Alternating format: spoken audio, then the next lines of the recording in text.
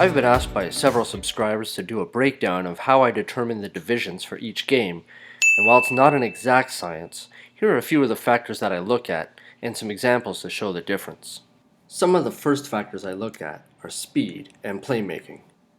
Let's first look at this example, and then I'll break down why it gets a good divisional ranking.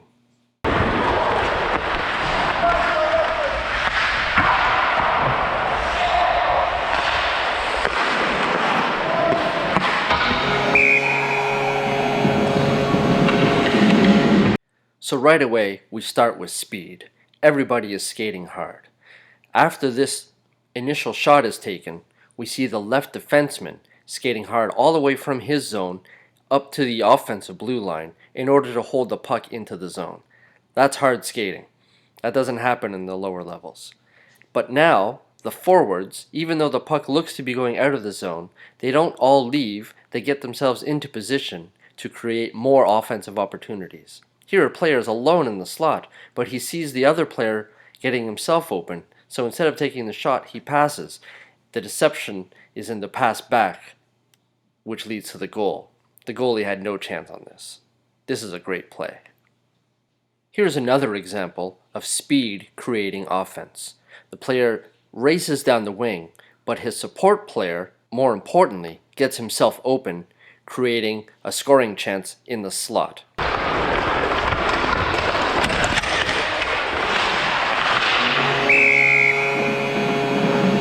So let's look at this one more time.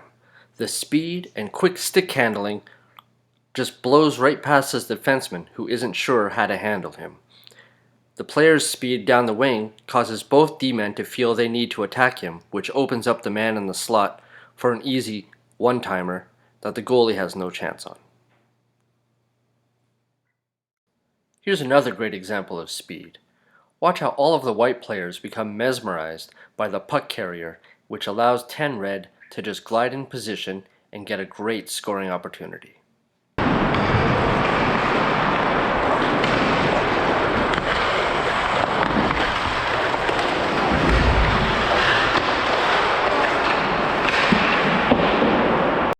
So as I mentioned before, another factor that I look for is playmaking. How hard are the passes delivered? Are they accurate? How well are they received? Do the players continuously try to get open? Let's start by looking at the good old stretch pass, which is delivered with a crisp hard pass and received in stride while skating fast through the neutral zone. They don't score on the play, but it was close.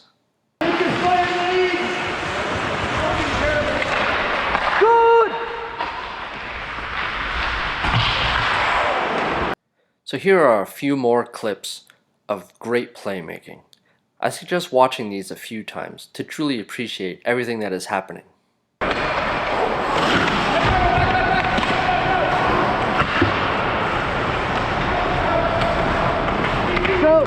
Good job.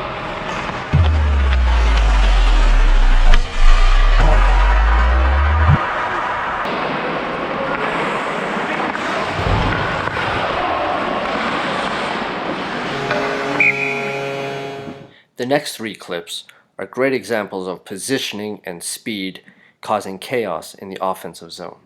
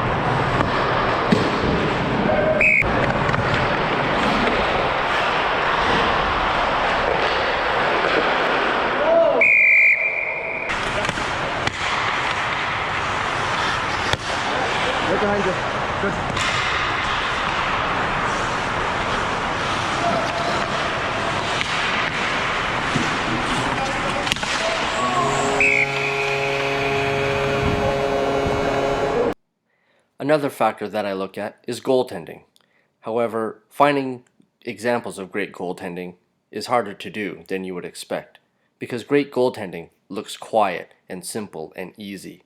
However, here are a couple of examples of second efforts that took away some sure goals.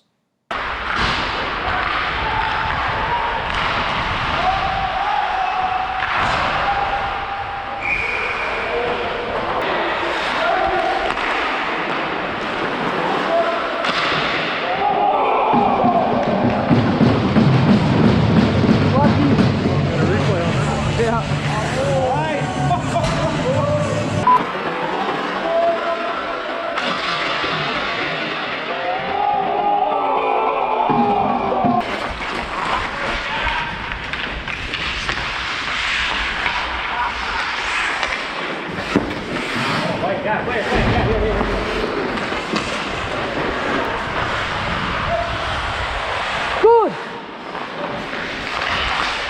Goalie.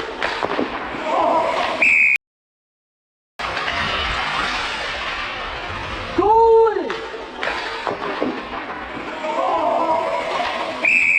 Now that you have seen some examples of what I consider to be highly skilled hockey, let's take a look at the flip side. Again, we will first look at a clip, and then I will break down why it gets a lower divisional ranking.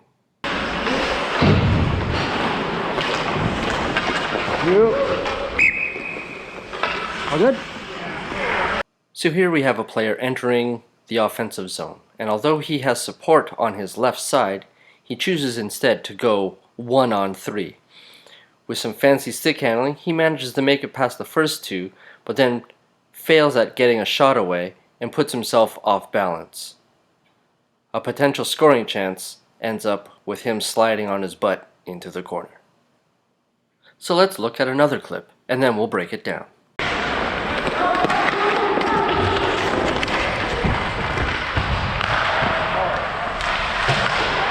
So the first thing that we notice is that the defenseman is facing the wrong way. He is also not skating, so he has no chance to be able to keep up with the puck carrier, who, by the way, is skating with his head buried. If he had his head up, he would notice that the other defenseman is basically giving him the entire zone. But instead of getting close to the net, he fires a low percentage shot right into the chest of the goalie. But the goalie is unable to handle the shot and lets out a juicy rebound. The defenseman, not recognizing that the forward is leaving the zone and not looking with his head up, fires the puck right up the middle, which is a very dangerous play.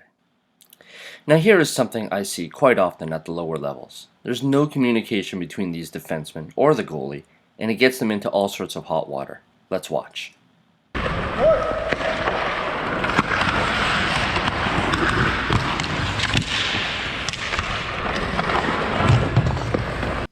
Had the defenseman simply looked to his left and looked at his D partner, he would have put the puck behind the net. Instead, he tries to bank it up the boards, which is easily picked off by a forechecking green player. Unfortunately, he's not able to handle that hot puck and ends up falling down under very little pressure. Another player who can't handle that hot puck, and the defenseman is right back where he started.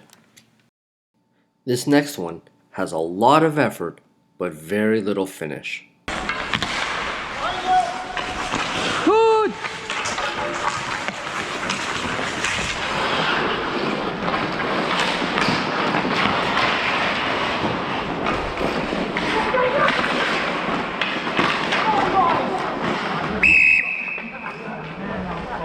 The last clip in this section has more to do with team mentality than anything.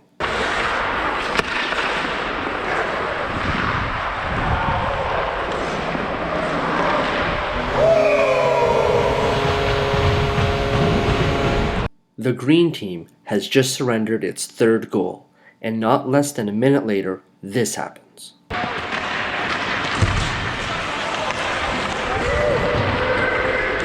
Good. Yup, you're looking at a 3-on-0 on the poor green goalie.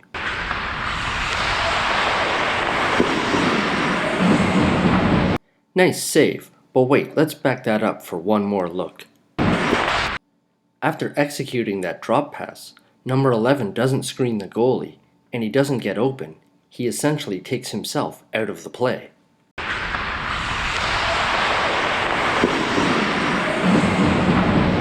And finally, we come to the last line of defense, goaltenders. They can be your best friend or your worst nightmare. Remember how I said earlier that good goaltending looked quiet and easy? Well, here are a few examples of the opposite of that. These are some saves that the goalie just simply has to make. Good.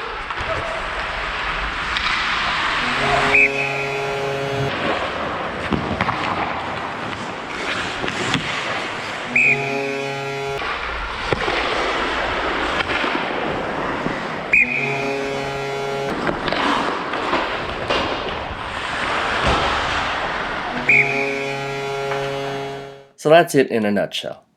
Now before anyone gets upset, I'm not saying that the lower division players are bad.